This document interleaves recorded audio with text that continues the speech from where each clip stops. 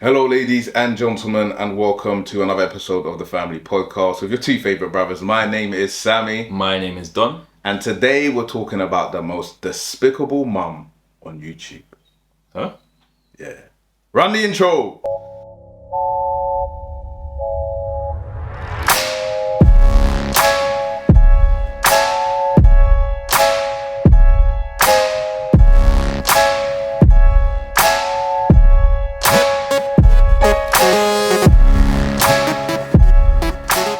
Okay, so first off, before we even get into this, there is a trigger warning.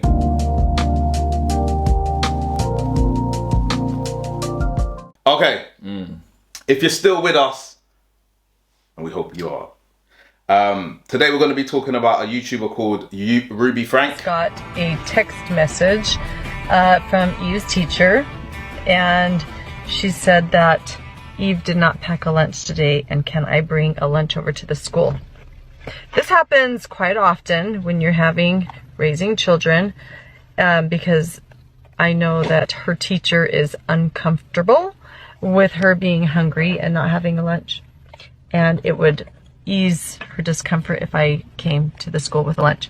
But I responded and just said, Eve is responsible for making her lunches in the morning, and she actually told me she did pack a lunch.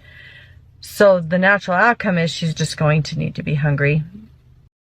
Oh, hell no! Yeah, so she had a channel called 8 Passengers. Okay. And it did very well. She had over 2 million subscribers and stuff like that. Okay. But people were very shocked at some of the disciplinary methods that she had for her children. So I've got the news article here. What ethnicity is she? No, I'm joking. Don't answer it because it's more funny when we don't.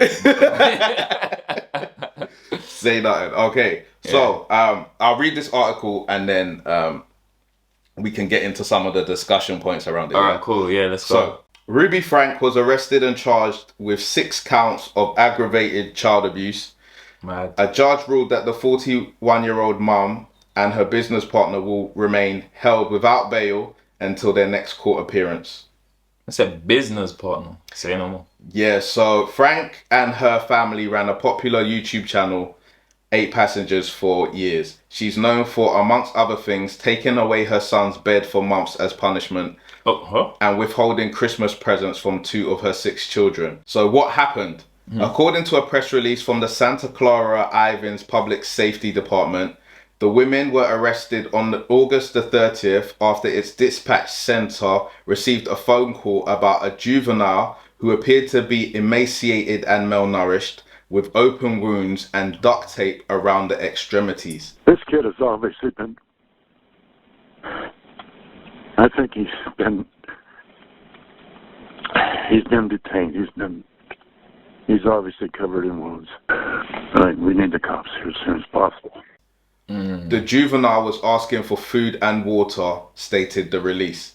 The child's condition was so severe, according to the official statement, that they required medical attention at the local hospital.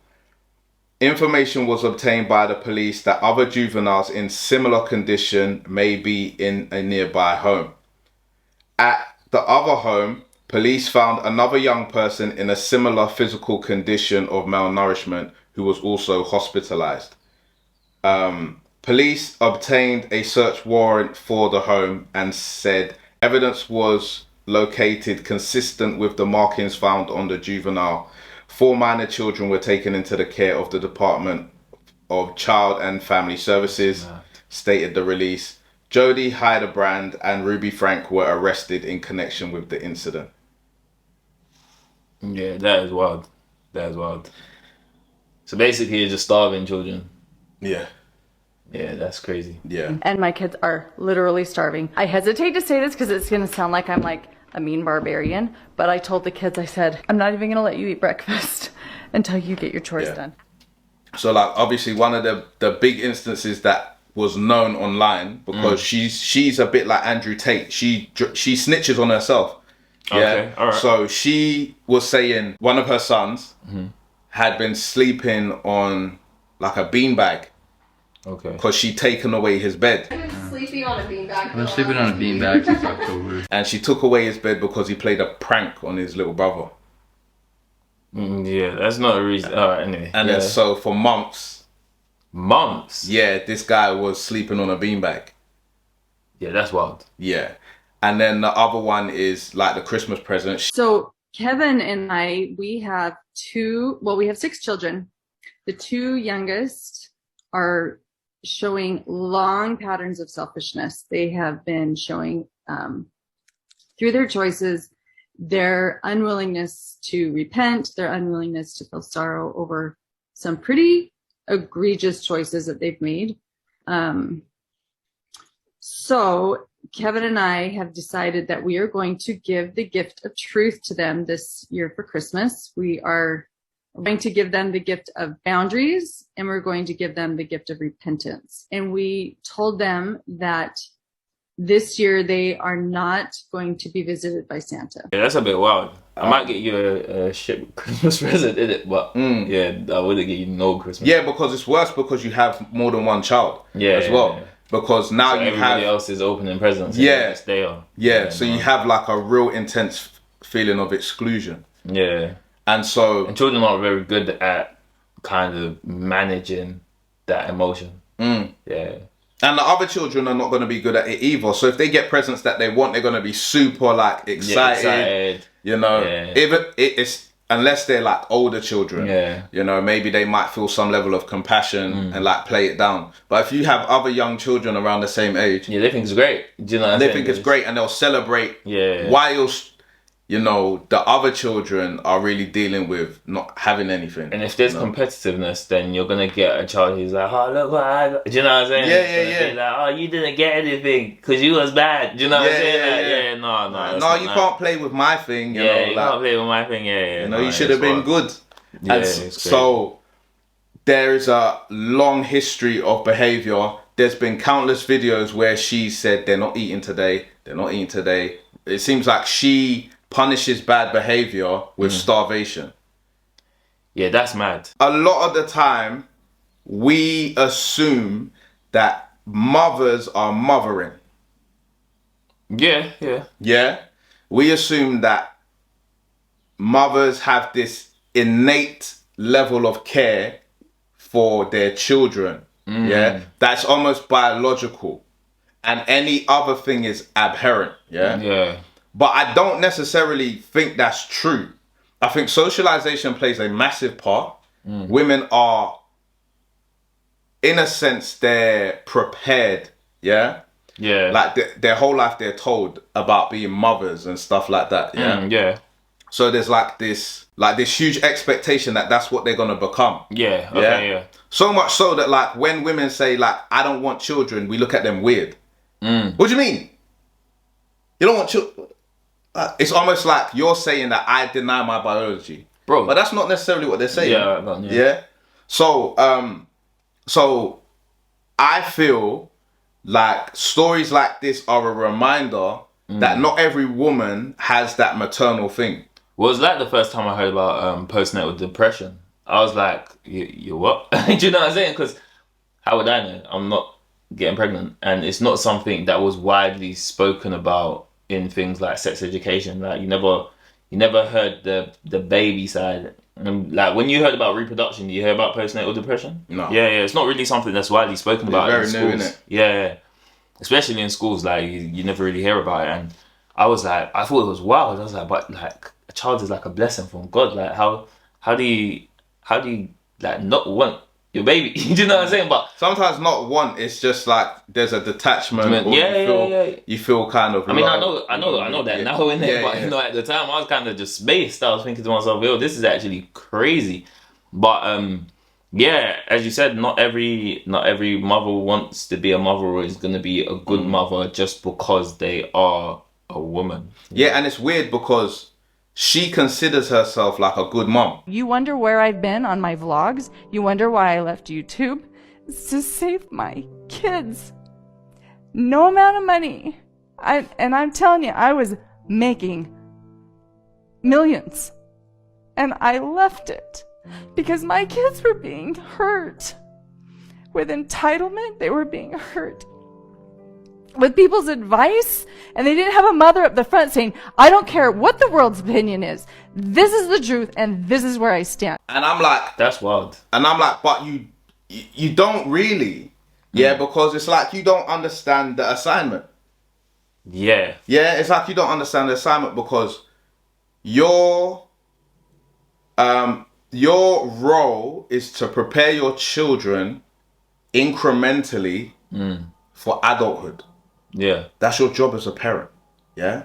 Your job as a parent is not to create carbon copies of yourself. Yeah. It's not to vicariously live through your children. Yeah. It is to prepare them for adulthood, to be adults in their own right. Yeah. Okay. Adults that could possibly go to war with you. Yeah. For what they believe in. Yeah. Yeah. And that's not what you've done. Yeah. As a parent, what you have done is you've broken your children. Yeah. And yeah. Because you've put them in a situation where it's obedience or punishment. Yeah. And it's not even like, we're going to take away your toys type punishment. We're talking about, like, for all intents and purposes, we're talking about torture. See, I wonder, did she ever skip a meal? Cause she must have done something wrong. Do you know what I'm saying? As a child? No, in general. Oh. As a child would be a very interesting point as well, because obviously they say hurt people, innit? But I wonder whether she was skipping meals. Cause you're telling me that throughout your whole 48 hours of, do you know what I'm saying? Or, Yeah, 72 hours or however you want to count the clock, innit?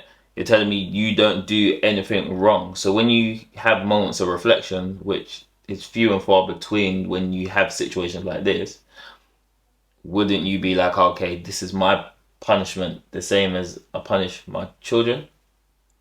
Because then that would show that that's just your thought process, right?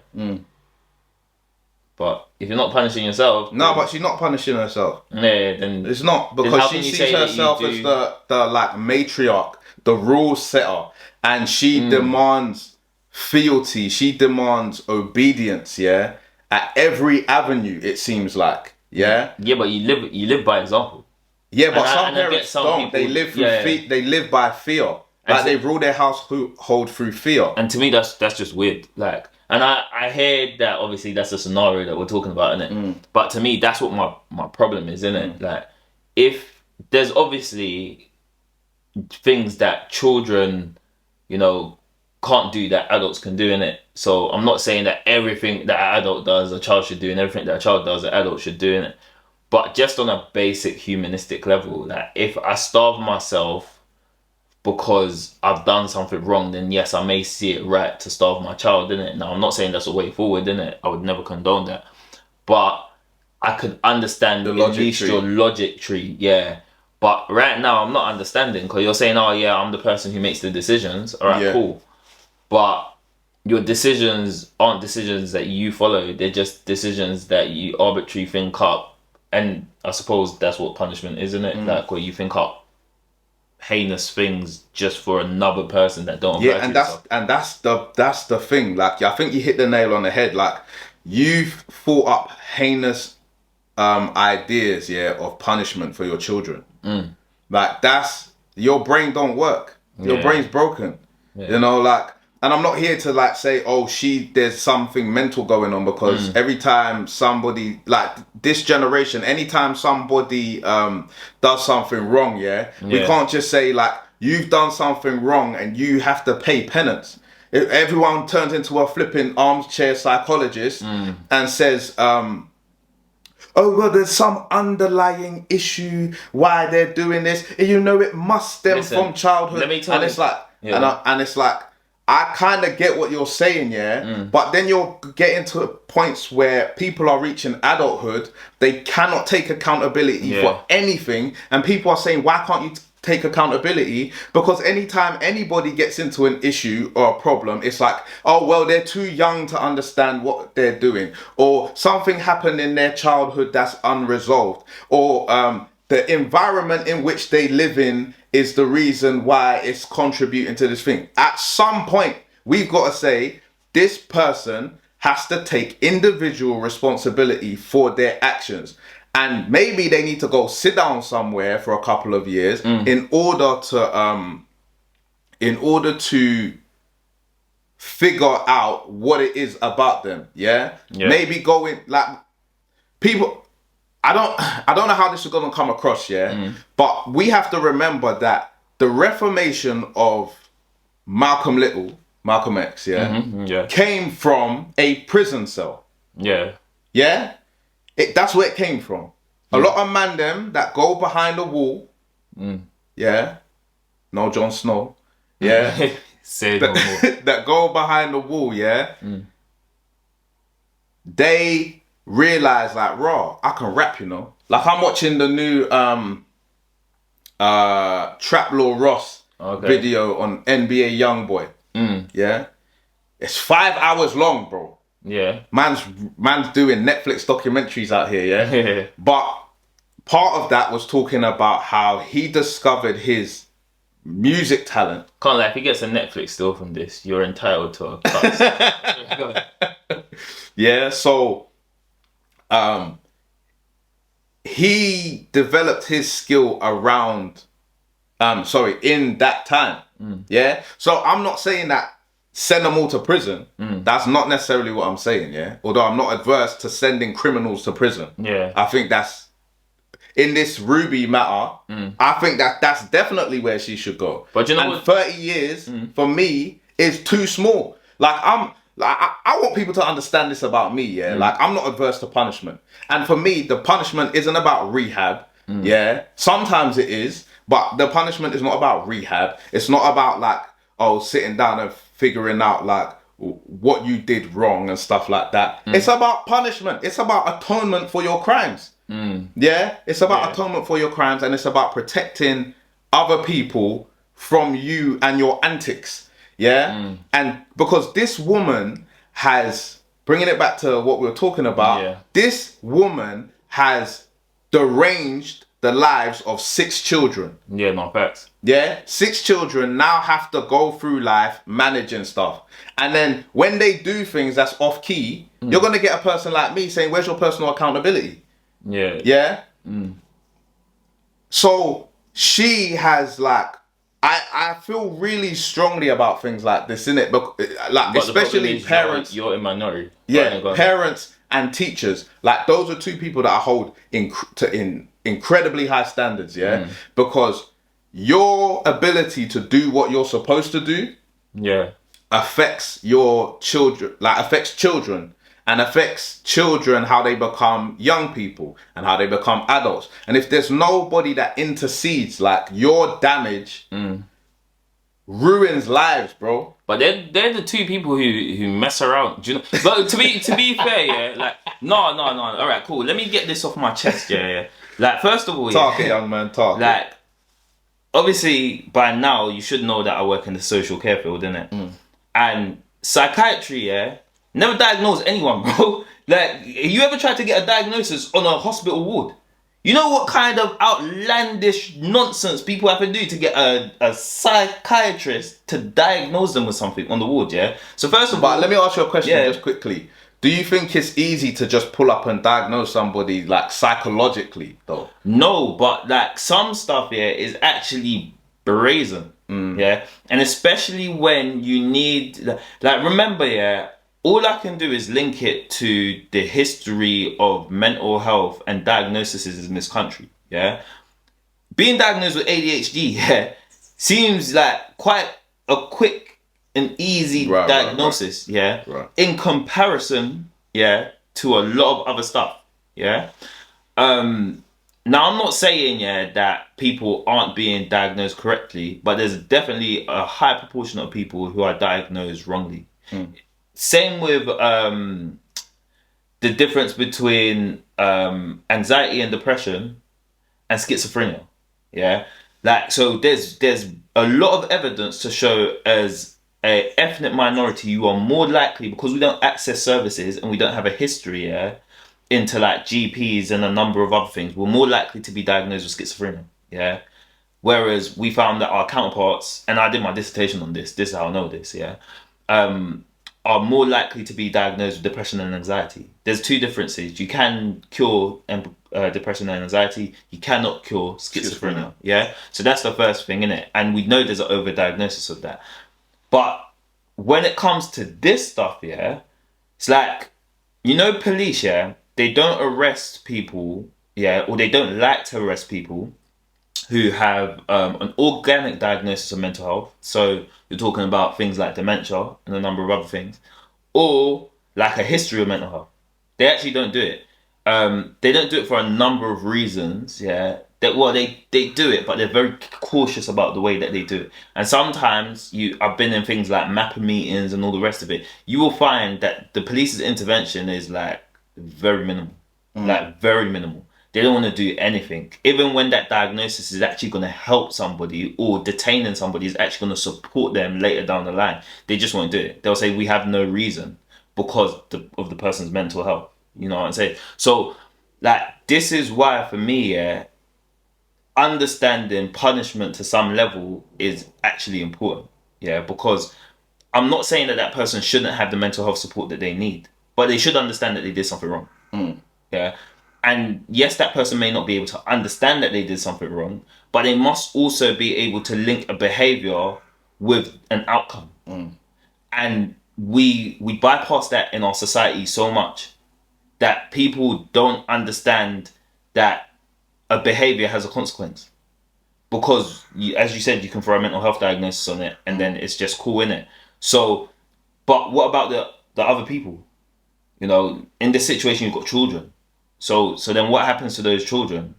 You know, they go through life having issues with attachment, having, you know, issues with other people and discussion. You know, they can't articulate themselves in the way that they want to. They feel incredibly vulnerable. You know, it opens them up to further abuse. It opens them up to abusing somebody else. Like, what we doing here? And then what? Everybody else gets away kind of scot-free. And one thing I want to add about this, yeah, is where is the dad in all of this? Because she's married. Yeah. Yeah.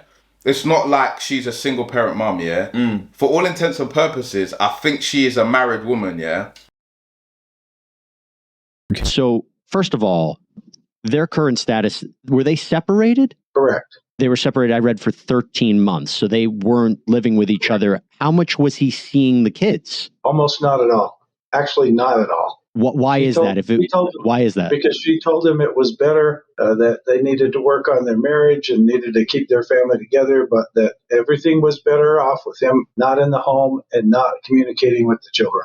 If you can, why were they separated? What was the catalyst? I probably shouldn't go into that. This in particular, yeah, is a very good marker of what it means to be like a man who's just run by a woman, or you have no boundaries of yourself. Now, I can tell you for facts, yeah, I love my wife a lot, yeah. But if I had to stand in her way to stop her being abusive to my children, please know I'm doing that. Yeah. Please know I'm doing that. But some people are so absent that they'll never see it. But this is what I'm saying. And sometimes it's not just absence, it's cowardice. Yeah, you don't know how to assert yourself. You don't know how to say because when you watch this woman, yeah, she is very, very domineering. Yeah. Does he get abused? I don't know. But like, no, I mean from the content. I don't know. I don't know. Okay, yeah. He's in a situation to prevent his children from coming to harm. Yeah, you made the child. That is exactly what we were saying in the beginning. Yeah. So to me, the fact that you stood there to the point where a couple, not just one, a couple of your children are emaciated so much that they need hospital attention. Yeah, and one's got duct tape bound around their limbs. I'm sorry, I got bare smoke for you. Yeah. Yeah? I got bare smoke for you because you're supposed to be the last line of defense, yeah? Not even the last line, you're supposed to be the first line, yeah? Mums are supposed to be the last line of defense, yeah? If the dad is inactive, the dad's not there, then they're dead. But men are supposed to be the first line of defense when it comes to their family. You can see, man, the smoke might be coming out my head, fam. Yeah. Red top getting redder. You know? Yeah. I just don't. I don't understand it. Yeah, it's very raw to me. But I feel like this is what happens, yeah. And I know people might get at me, yeah. But this is what happens, yeah, where you just have zero aggression. Do you know what I'm saying? Like, I feel like if you're always running from stuff, you're always trying to talk things down, and then you get somebody who is hyper masculine, you end up with a big problem because when it comes down to crunch time, you've got a fight or flight response. You know, and this has always been psychological, the fight or flight response. And so you run. I remember there was another instance of this, where this woman was like that to her husband, Again, this couple had a lot of children as well. Yeah. And there's one bit that went viral where they're both sitting there, like maybe they're with an interviewer or they're with a psychiatrist. And the guy's just sitting there. Like you're sitting there now, Yeah. And she goes, "Can you stop breathing so hard?" I'm sorry, can you stop breathing so loud, honey? He's like... That's mad. Yeah.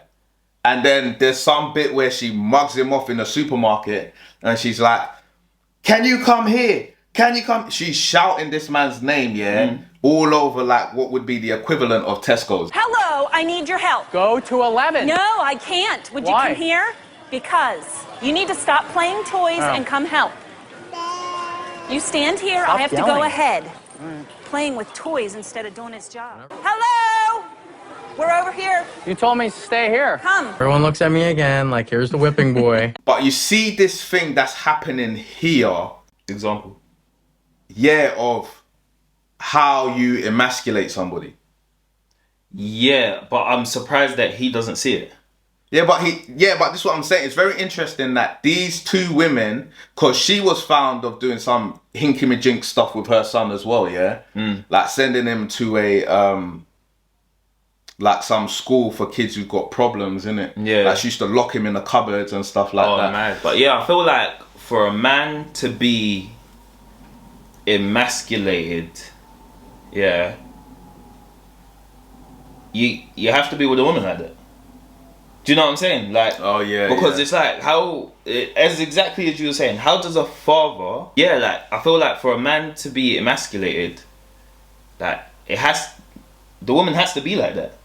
Because how are you a father, and just openly allowing this, unless you've got no love for your children, or you're just not there, you just care about the stuff that you do kind of outside of your family. There's no way anyone's talking to you like that. Like, think about male boxers, Who would you say is one of the most flimsy boxers? Yeesh. Amir Khan. Alright, cool.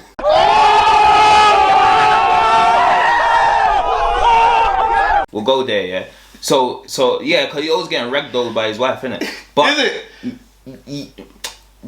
She just finesses him. But anyway, yeah. Wow, right, revelations. Cool. Yeah, go read the stories. But then it's also because he's been caught up in cheating scandals as well, innit? So I feel like some of the time it comes from guilt. Like on the male side, like they've done something wrong, like maybe they're not present as they should be, and so that's the way that they acquiesce. Yeah, but even that, I don't know whether Amir Khan, I don't follow Amir Khan like that, innit? But I don't know whether he's got kids or not, I don't think his wife could do that to his kids. Yeah. Because he has that kind of streak of aggression. Do you know what I'm saying? Where it's like, yo, for what I love and what I believe in, I'm willing to protect it. Do you know what I'm saying? Yeah, you got the 50-50 Amir Khan, you get me? We keep it balanced. Yeah, the balance. So anyway, so for me, that to me, it's like you have to be a bit of a wet wipe. Do you know what I'm saying? Like, you have to be like, flaccid. God, please, no! No! No! No! You know what I'm saying? I hate that word. Yeah, I know. It sounds so disgusting. Yeah, because it is, bro. You know what I'm saying? You want to be a flaccid male? Why do you keep saying it? But so for me, that's what my part of the problem with this whole scenario is, that the male man, yeah, didn't snap into action. And this is why, yeah, I don't believe, yeah, in this thing where it's like, oh, just let men be so feminine. You know what I'm saying? Like, yeah, I get it, innit? Like, some people are, what they call them, fluid. Yeah, and it's like, yeah, you can get your nails painted and all the rest of it. I think Drake did it recently. Izzy does it, and Izzy's a dangerous brother. Do you know what I'm saying? Yeah, you don't want smoke with Izzy. Yeah, so I just want to know, for people who don't know who Izzy is. Well, you know who I am now. Do your research. The UFC uninitiated. Yeah, the UFC uninitiated indeed. So yeah, like for me, yeah, I'm just like, let's be honest, yeah. Those men, yeah, still have capacity to be violent and to be dangerous, yeah? It's kind of like if you was in the wilderness and everyone goes, oh, we're never going to be in the wilderness. Yeah, I get it. But still, if you had a threat from Russia or wherever or another country, yeah, you wouldn't want your man to cower in your cloakroom. But you know what as well, yeah? It's not just the propensity for violence, yeah? It's just sometimes being an enforcer of judgment. Like it being...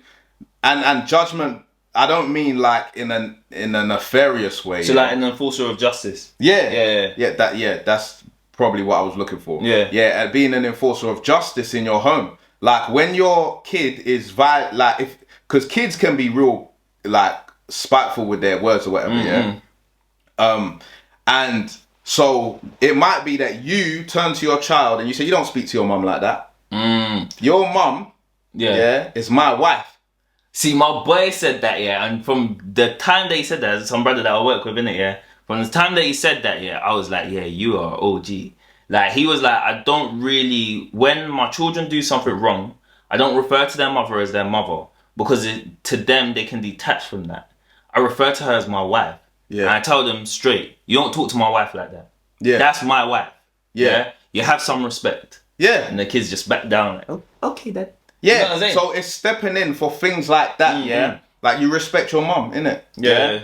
And then at the same time, it's like, if you feel like... Because I've always believed in a unified front, as parents. Yeah? So if your partner has stepped out of the line, because most people are not as sadistic as this woman. Yeah. So with her, like, you need to have you need to probably have a real serious conversation with her. But I'm talking in the context of everyday relationships, yeah? You would say you bring your wife into the bedroom or wherever you can be alone, innit, yeah? Yeah. And you say, listen, man, you see the way that you did this today, innit? Like, I don't think that's good for the kids. Yeah? Or she comes in, like, maybe you're a loud dad, innit? I'm a bit of a loud dad, yeah? And so she's like, you know, I think when you come in like that, you scare them. Yeah. You know, so like try and be softer on your approach. Yeah. Yeah. And you're like, okay, cool. You know, and so you deal with it like, you know. But again, that requires you to have a lot of control. It requires you to like be in possession of your ego and allow you to take direction.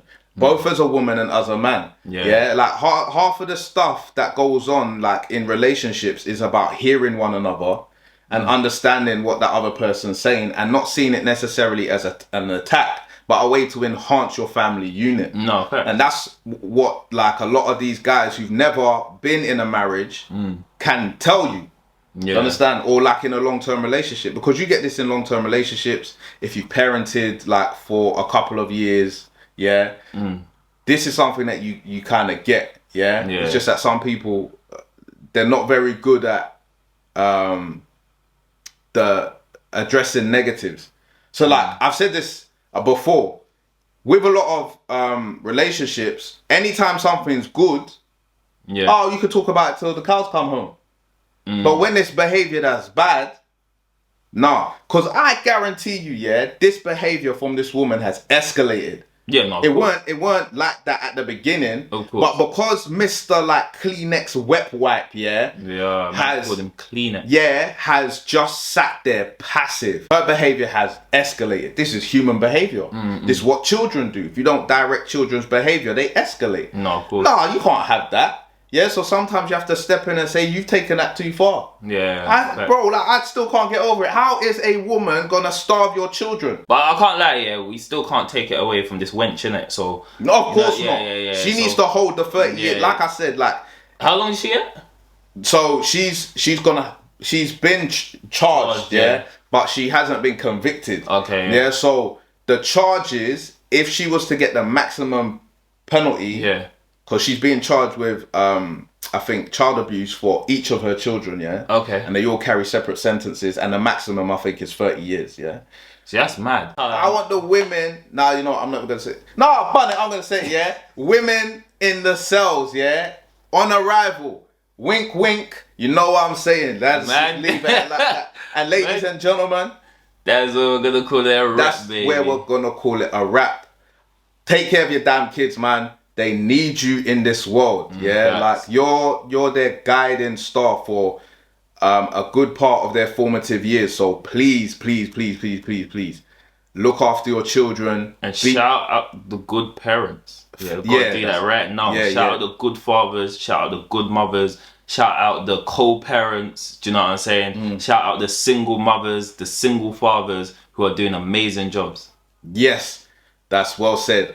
If you enjoyed this, well, I can't ever say enjoyed, but yeah. If you found this informative. Yeah, if you found it informative, if you like the vibe that we bring, don't forget to like, subscribe, and share. So, ladies and gentlemen, my name is Sammy. My name is Don. And we've been a family. Wow. Made it to the live, go on stage, I saw glory. I ain't a perfect motherfucker, I'm just giving you my story. They say we got 24 hours, 24 hours. But we working like it's 48 hours, 48 hours. We've been working for hours.